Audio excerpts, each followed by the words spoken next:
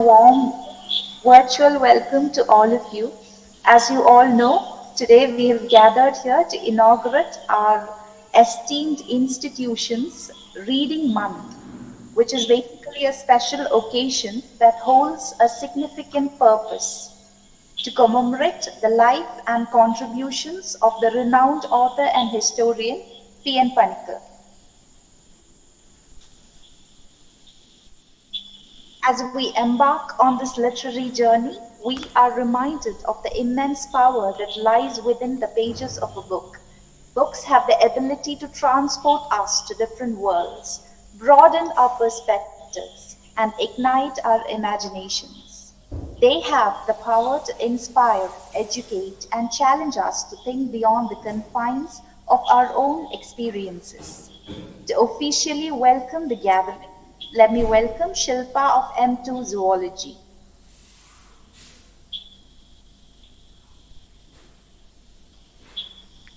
Good evening.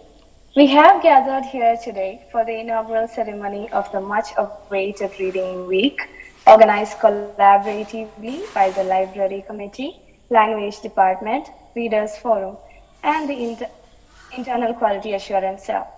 This week-long celebration of literature and reading is a momentous occasion for our academic community, as it signifies our commitment to fostering a culture of knowledge and intellectual exploration.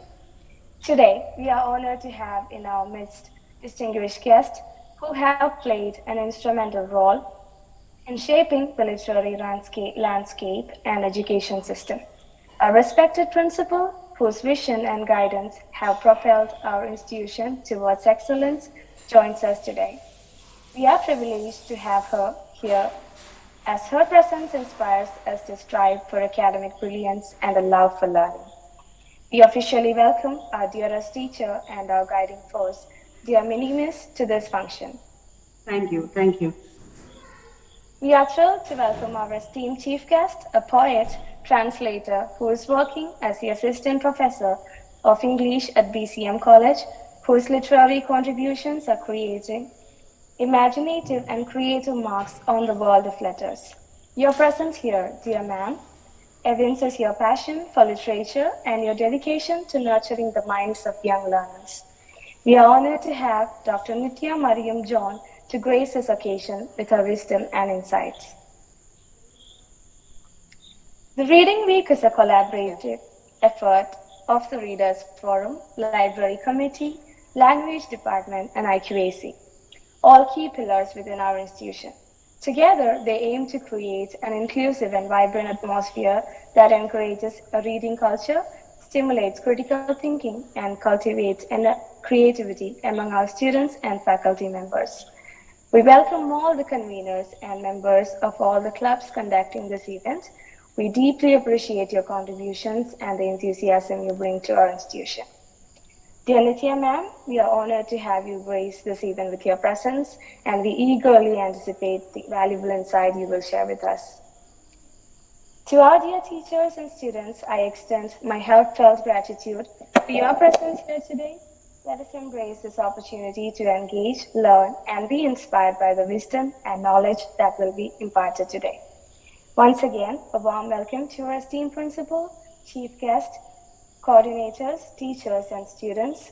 May this event be a source of inspiration and serve as a stepping stone towards greater achievements and a brighter future. Thank you.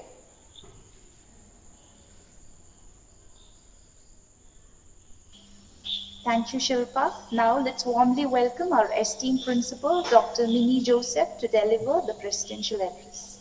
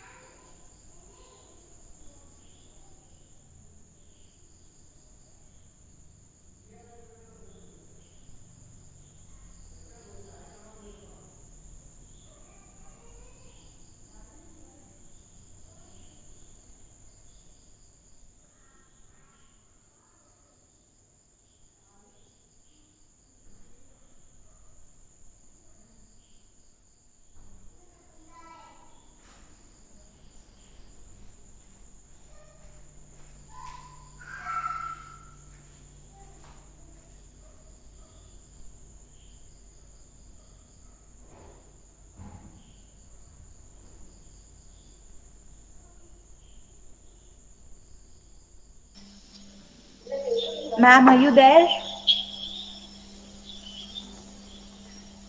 Hello, am I audible? Yes, yes. Good afternoon, good evening, everyone. Our chief guest of the day, Dr. Nitya Mariam, coordinator of this program, Reenu Miss, IQC coordinator Renisa, our librarian Marina, dear teachers, and my dear students. Once again, good evening, everyone. First of all, I wishing you all a happy reading day. As you all know, 19th June, today is celebrated as National Reading Day in India to honor the Keralite teacher P.N. Panikar.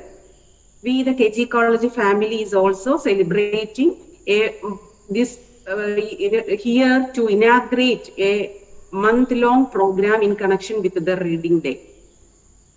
Dear children, you know the importance of reading, and reading is the key of knowledge. And there is a chemistry between reading and our mind. I think reading improves our concentration and it helps to improve our imagination. And all these ultimately results in the self-confidence of human being. And thereby we all become better human beings. And in this occasion, I would like to introduce a book and which I read last month. The book titled Ichigo Ichi. That is a book written by two famous Japan writers, Hector Garcia and Francis Miralles.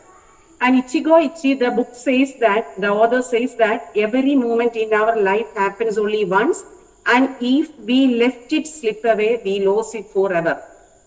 And that the author says that try to enjoy every moment of life and live, love, and enjoy every tiny things of our life.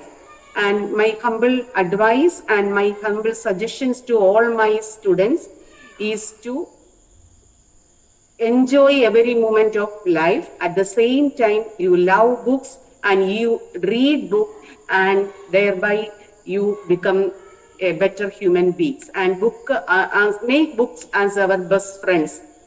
And in this occasion, I congratulate the Readers Forum and Library Committee and IQC, NSS, and all other parties associated with this program. And we have here with us a very eminent personality, Nitya Miss from BCM College as chief guest.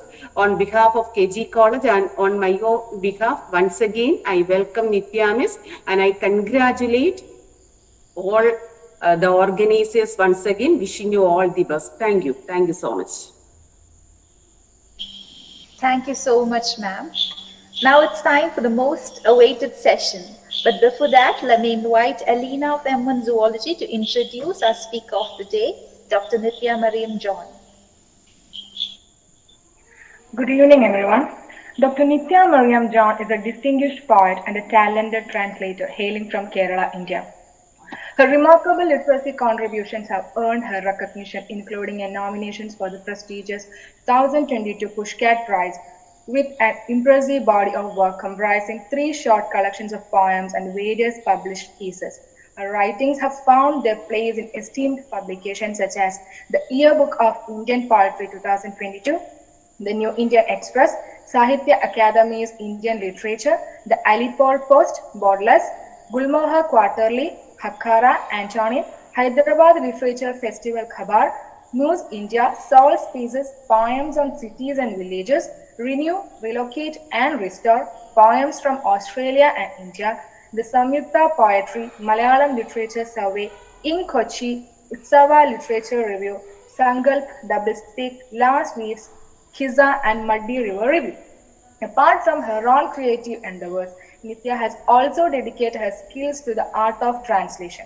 She has adaptly translated stories by prominent authors such as Gracie, Unni R, E.K. Zahina, and even a novella by Anju Zajis from Malayalam to English.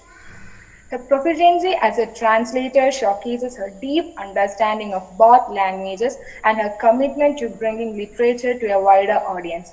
Nitya's literacy prose extends beyond her native language as her poems have been translated into Odia, Malayalam, and Tamil. This highlights her ability to connect with readers from diverse linguistic backgrounds, spreading the beauty of her verses to a wider spectrum of people. While not alone in the world of writing and translation, Nitya includes in various artistic pursuits. She finds joy in engaging with students at the Department of English BCM College, where she passionately shares her thoughts and insights on life, art, and literature. Nitya's multi-faced nature is further revealed through her interest in weaving tapestry on looms and exploring the creative possibilities offered by a poetry studio. Nitya Mariam John's profile is one that resonates with creativity, culture exchange, and a deep appreciation for the written word. Through her poetry and translation, she enriches the literacy landscapes, while her engaging conversations and interactions inspire and nurture the next generation of literacy enthusiasts. We welcome you, ma'am. Dear Nitya, ma'am, the stage is all yours. Thank you, Marina. Thank you, Alina. Thank you, Mini ma'am. Am I audible? Yes, ma'am, you are. Okay, okay. Thank you for those very kind words. I must say, very generous. I am half of what has been spoken about me. I'm just an amateur in the field. I'm just an amateur in poetry. I'm just an amateur translator. I'm just, you know, somebody who's learning how to write. So that's how I look at myself. But it's always a pleasure to be, part of any group which values reading. Uh, if you value reading, that means you value writing because you have to read something which someone else has written. So I guess I should thank KG College, especially the faculty members of the college who invited me and have given me an opportunity to be a part of the 1 month long reading celebrations, which, as the principal said, commence from today onwards. It's with humble heart that I thank each and every one of you uh, who invited me, and I'm really glad to be here. Thank you so much. Every time I visit a bookstore, I remember my mother. Now, this is not going to be a class, or this is not going to be an intellectual session. I know it's 8:15, and I know that many of you would like to turn in as early as possible. What we'll do right now is, I'll just share my thoughts about reading for maybe 5 to 10 minutes, and afterwards, I've already given excerpts from books to Reena ma'am, which she would share on screen, and a few students can definitely read the excerpts, because what happens during reading week is basically, you would call, or being a teacher, I know how the whole procedure goes. We often invite chief guests who sit and talk for 40 minutes or 45 minutes on the importance of reading. And especially being an online meeting, I'm not even sure if, out of the 91 or 92 participants here, how many of you are listening. So I really don't want to bore you down with the details of reading. We have been hearing about reading, the importance of reading right from our childhood days onwards. So what I thought would be good, especially since this is a program conducted by the Readers Forum, I think it will be good to have people read today. And when somebody reads, we can always listen to what they read. So I guess that's how the whole thing should be. And that's how we'll do it today. So whenever I visit a bookstore, I remember my mother. Amma used to go shopping when I was young, very young, must be 5 or 6 years old.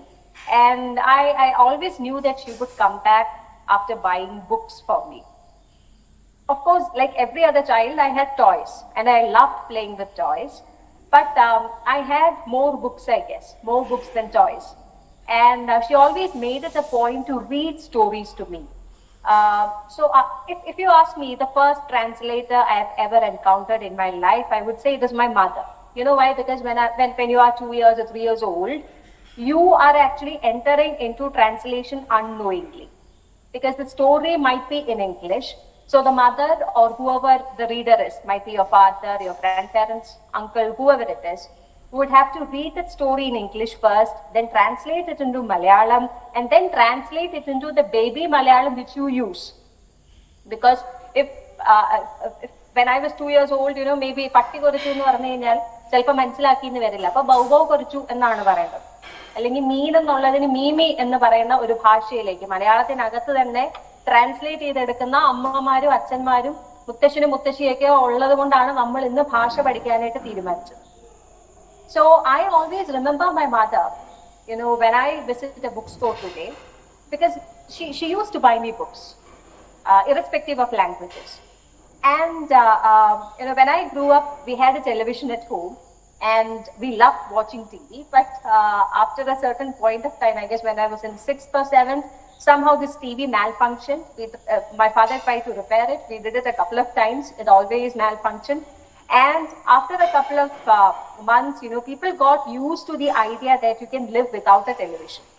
So my brother and I, we plunged into books for entertainment, because in those times we did not have, any other means of entertainment other than books. So gradually I grew up reading, out of love for books and also out of necessity, I would say. And I used to carry a book with me wherever I went. Some people understood why I did it, some people did not. So someone asked me, one of my cousins, he asked me, this question was asked 20-25 years ago. He asked me, why do you always carry a book around? Why do you read? Now, at that age, I had no other answer other than saying, I read because I like to read. എനിക്ക് ഇഷ്ടമാണ് വായിക്കാൻ, അതല്ലാതെ വേറൊരു ഉത്തരം എനിക്ക് അതിനില്ലായിരുന്നു. That was how, I answered him also. I like to read, so I read. That's it. But over the years, I kind of started taking this question seriously, and I should say, at different points of time, or at different ages, or at different phases of life, the reasons changed. Sometimes I read for pleasure, sometimes I read for entertainment, but there were days when I read because I had nothing else to do. There were days when I read because I did not feel like doing anything else. There were days when I read because I had to force myself into reading. So at different points of time, the reasons varied. And this is a question which I would like to put forth. Why do you read? If you are a reader, why do you read? Now, Mini ma'am, gave the title of a book which she read last month. I'm sure that she has a reason why she read the book, or why you finish a book, you will always have a reason. Why you begin a book, definitely it might be because you like the book cover, or somebody suggested it's a good story, or you like the blurb. Why you continue reading the story or the novel or the non-fiction, you will have a reason for yourself. And why you read more than one book, definitely you will have a reason for it. Now, there is a professor who passed away. His name is Harold Bloom. Those people are interested in literature would definitely have read him. And in one of his books, which is titled How to Read and Why, wherein he discusses many writers of English literature, he says, the reason why you should read is because ultimately you have to be one with the nature of reading and writing, which means you have to find yourself. If you want to find yourself, then you have to read. When I read that sentence a couple of years ago, I did not think much about it. But then recently, I had to teach our students something about, how a character goes in search of a self, and then how she finds herself, etc. And then somehow this came in, and I kind of connected it. This is how I would like to interpret what Bloom said.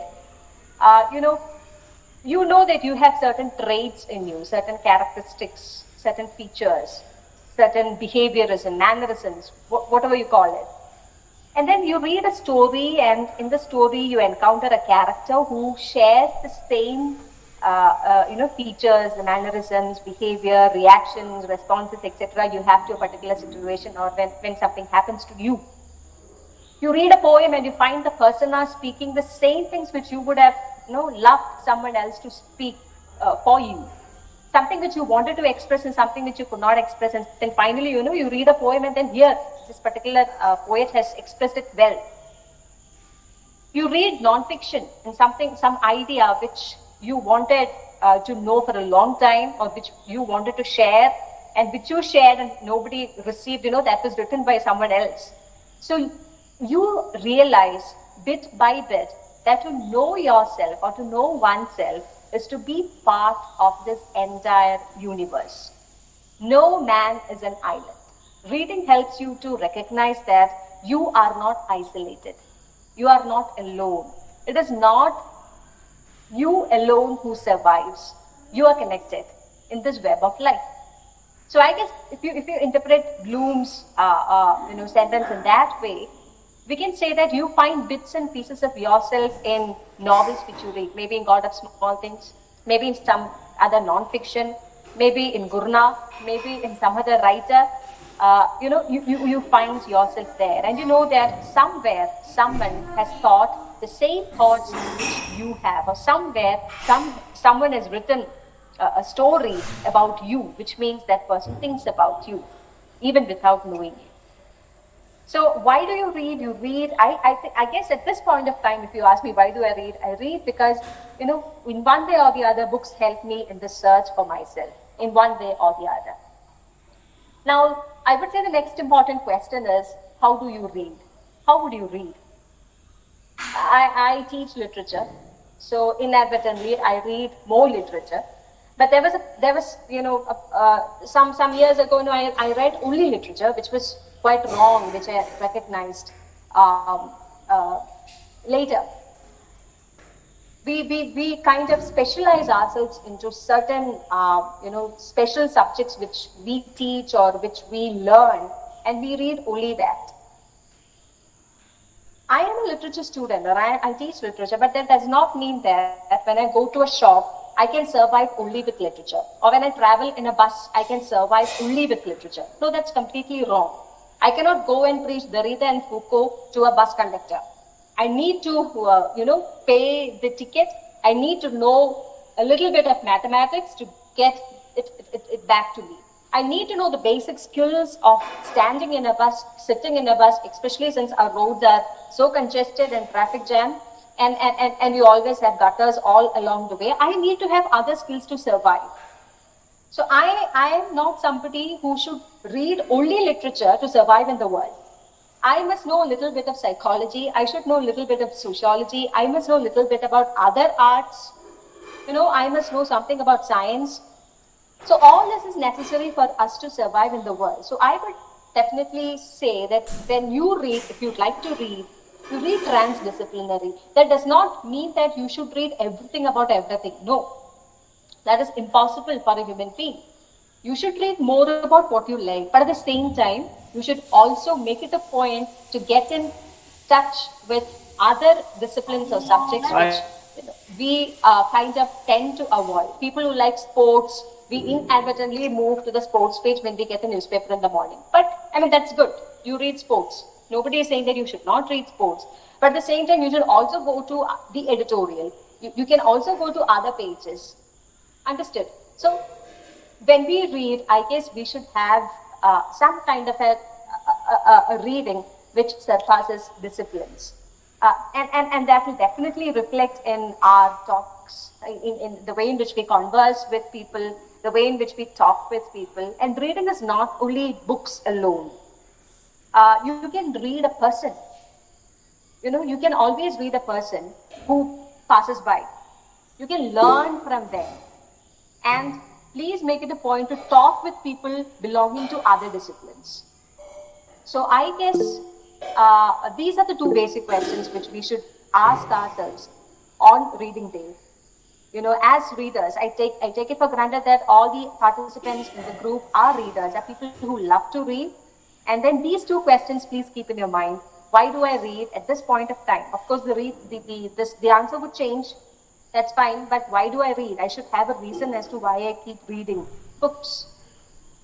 Second, how do I read? Should there be a change in the way in which I read? If I read only fiction, then should I read a little bit of non-fiction too? If I read only non-fiction, should I try my hand reading a short story or maybe a couple of poems. So, with this, I would like to read a book which I am currently reading. I mean, just an excerpt from a book which I am currently reading. And then I'll pass the baton to the students who are ready to read the excerpts.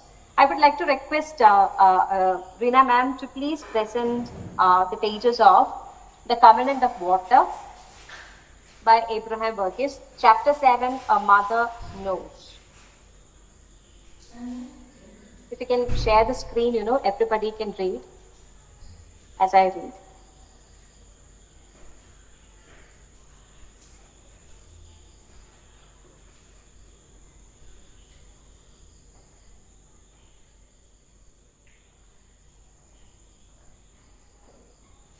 Reena, are you there? I mean, is it possible, or Yeah, shall I ma'am, start? I'm trying. Okay, okay.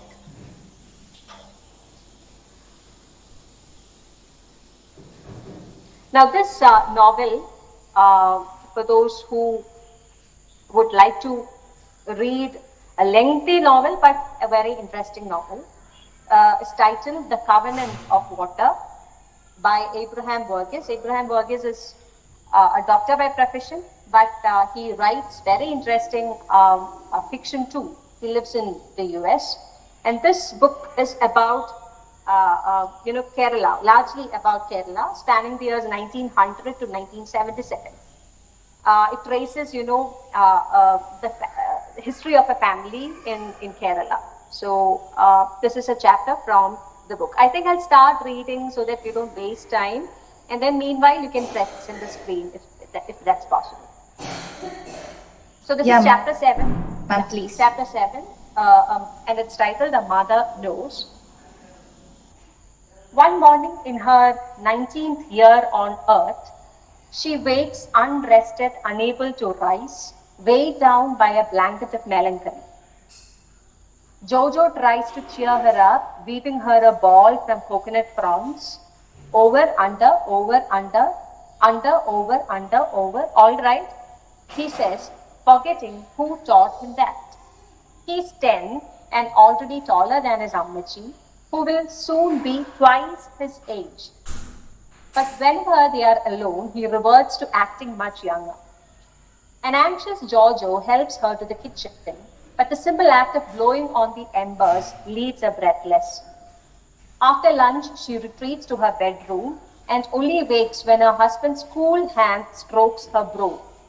She is shocked to see the sun going down. She has done nothing for dinner. She bursts into tears.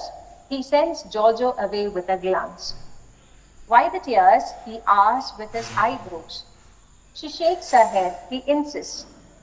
You must forgive me. I don't know what's come over me. His expression says. He knows there's more to it.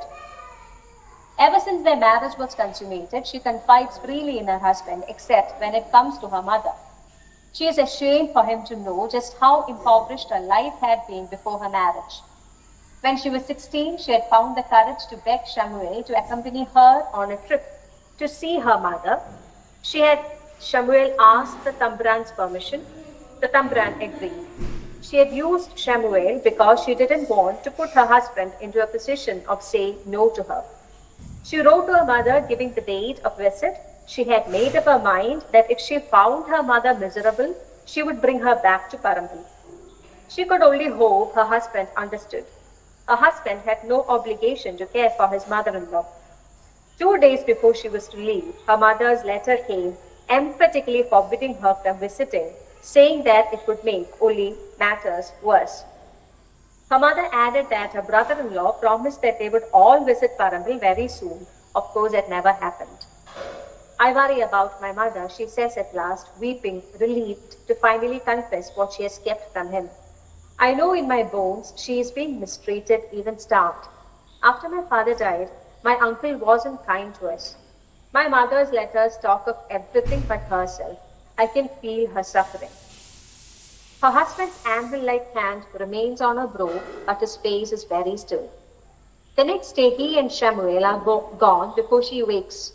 There's no sign of them all day, and by nightfall they have not returned. She is beside herself with worry. The following afternoon, a bullock cart jolts up the path from the boat jetty. brushing past the overgrown tapioca.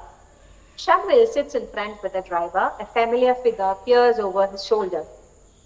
She had forgotten her mother's tall forehead and her pinched nose, both of which are exaggerated because she's so thin, her hair white, and her cheeks collapsed from missing molars. It's as though 50 years and not 8 have gone by.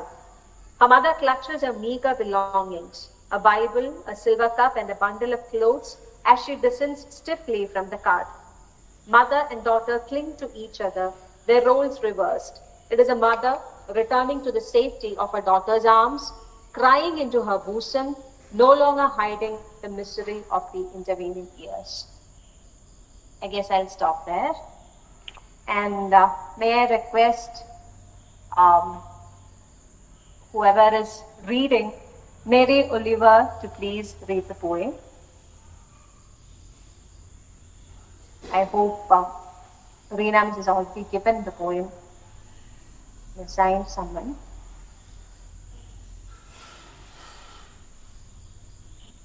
Agnes, could you please read the poem? Hello, miss. Can you hear me? Yes. Yes, Agnes.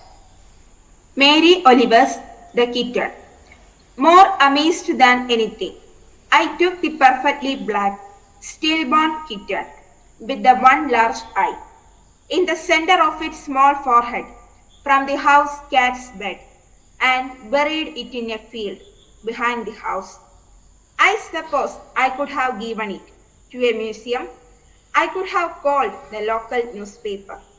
But instead, I took it out into the field and opened the earth and put it back, saying it was real, saying life is infinitely inventive, saying what are the amazements lie in the dark seed of the earth. Yes, I think I did right to go out alone and give it back peacefully and cover the place with the reckless blossoms of weeds. Thank you. So Mary Oliver, I would like to introduce her in one sentence. I'm sure those people who love literature would know her. She is a Pulitzer Prize winning, she was a Pulitzer Prize winning poet. And this particular book contains almost all her poems. It's a collection, an anthology, starting from the ones which she wrote at the age of 28 till the ones which she wrote in 2015. So I would say this is a wonderful collection for all people who like to read. Her poems are quite simple and they touch you just like the one which you read right now. Now may I also ask a student to please read Twyla Tharp. Twyla Tharp's The Creative Habit is another book which I would recommend to the students and the teachers, and if the library can get a copy. It's titled The Creative Habit, Learn It and Use It for Life. Now, Twyla Tharp is 2 times Emmy award winner. She started choreographing at a very young age, 23, 24, and she is close to 80 now, still dancing. And her book this is Twyla Tharp's book. I would definitely recommend this to anybody who likes to read about art, determination, the ability to conquer, how the willpower with which you can conquer life. Twyla Tharp's book is for you. So can someone please read? Mostly it's about dance, but it's more than dance. Midun, could you please read? Okay, ma'am. Reading an extract from Twyla Tharp, The Creative Habit, Learn It and Use It for Life. All dancers lead the same life. The lowliest corps member and the megastar still have to go to the same class at 10 a.m. to stay in shape. Painters still have to prepare their own paints. Soloists spend hours at their instruments before they rehearse with the orchestra. These habits don't disappear when you become recognized, honored, rich, famous, and otherwise validated. In fact, though everyone is free to practice as much as they want, it's the most acclaimed and skilled people who work the hardest to maintain those skills. The greatest musical virtuosos spend more hours a day practicing than do the members of an orchestra. Mikhail Batchkov was always the hardest working student at the Kirov school. His teacher, Pushkin, singled him out for his abilities and made him continue working after everyone went home for the day. He maintained that ethic of working harder than anyone else 10 years later when he was the most admired dancer in the world. It's the same in sports. The greatest athletes like Tiger Woods and Michael Jordan practice harder, longer, and better than their rivals. Moreover, they extend this discipline to the most basic elements of their craft. Prima ballerinas work as diligently and carefully at the bare as any novice. The great ones never take fundamentals for granted. You may wonder which came first, the skill or the hard work. But that's moot point. The Zen master claims his own studio, so should you? The real issue is conditioning. It's an obvious concern for a dancer who won't return to the studio after 2 weeks away with the same physical coordination and stamina as when he left. It's not as obvious for a concert pianist, yet I don't know any virtuoso who would take the stage without weeks of preparation and practice. It's the only way to be sharp, even if the performer is the only one in the hall who hears the difference. And a surgeon once told me that he notices if one of his scrub nurses has been off for a week. He can see a fraction of a second difference in the way she reacts to his request at the operating table. He detects the same lack of acute skill in himself if he has been on vacation for a week or two. It might not be obvious to his colleagues, but he knows it. It takes him a day or two to lose the rustiness. Practice without purpose, however, is nothing more than exercise. Too many people practice what they are already good at and neglect the skills that need more work. It's pleasant to repeat the things we do well, while it's frustrating to deal with repeated failure. I see this all the time with dancers. If they have great leg extension but deficient arms, they will spend more time working on leg extension and less time on their arms. Common sense should tell them the process ought to be reversed. That's what their great ones do. They shirk the perfective skills for a while and concentrate on their imperfections. Okay, The thank you, Walter Davis Mithun. Love third. Thank you, Mithun. Thank you. Yeah. So I hope this gives you a glimpse into Twyla Tharp. And the last book which I would like to read from, which we would read from, is one which many of you would have read. It is Rutger Bregman's Humankind, which came at a point of time. The subtitle is A Hopeful History.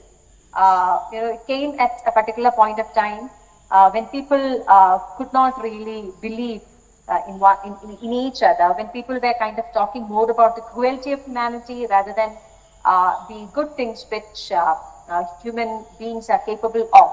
So that the title, Humankind, is about the kindness of human beings.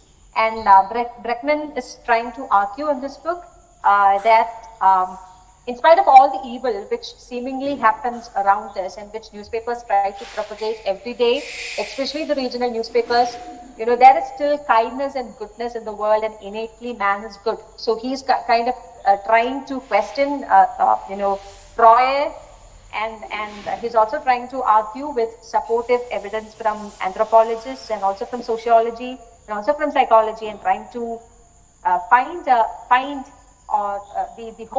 hopeful shades of human history. So this is an excerpt from his book. So somebody please be Hi, kind ma'am. enough to read. Hi, ma'am. Am I audible? Yes, you are. Humankind, A Hopeful History by Rutger Bregman. The more I learned about how our ancestors lived, the more questions I had. If it was true that we once inhabited a world of liberty and equality, why did we ever live? And if nomadic foragers had no trouble removing domineering leaders, why can't we seem to get rid of them now? The standard explanation is that modern society can no longer survive without them.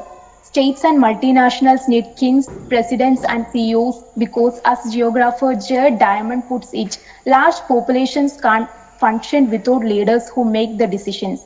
No doubt this theory is music to the ears of many managers and monarchs, and it sounds perfectly plausible, for how could you possibly build a temple, a pyramid, or a city without a puppet master pulling the strings? And yet, history offers plenty of examples of societies that built temples and even whole cities from the ground up without rigid hierarchy. In 1995, archaeologists started excavating a massive temple complex in southern Turkey when beautiful carved pillars weigh more than 20 tons apiece. Think Stonehenge, but far more impressive. When the pillars were dated, researchers were astounded to learn that the complex was more than 11,000 years old. That probably made it too early to have been built by any farming society. And indeed, search as they might, archaeologists could find no trace of agriculture. This gigantic structure had to be the work of nomadic foragers. Göbekli Tepe turns out to be the oldest temple in the world and an example of what scholars call a collective work event. Thousands of people contributed and pilgrims came from far and wide to lend a hand. Upon its completion, there was a big celebration with a feast of roast gazelle. Monuments like this one were not built to stroke some chieftain's ego. Their purpose was to bring people together. Thank To you, be Sharon. Yeah. Yeah, thank you. You're welcome, ma'am. So I guess we would conclude uh, saying that, the purpose of reading is to read. And any celebration in connection with Reading Week, I would say, should end up making new readers and helping the old readers, people who read, ask themselves a few questions about reading and enrich themselves further with reading. So thank you so much for patient listening. Thank you all. Thank you so much, ma'am. May I now request Sri Lakshmi to deliver the vote of thanks?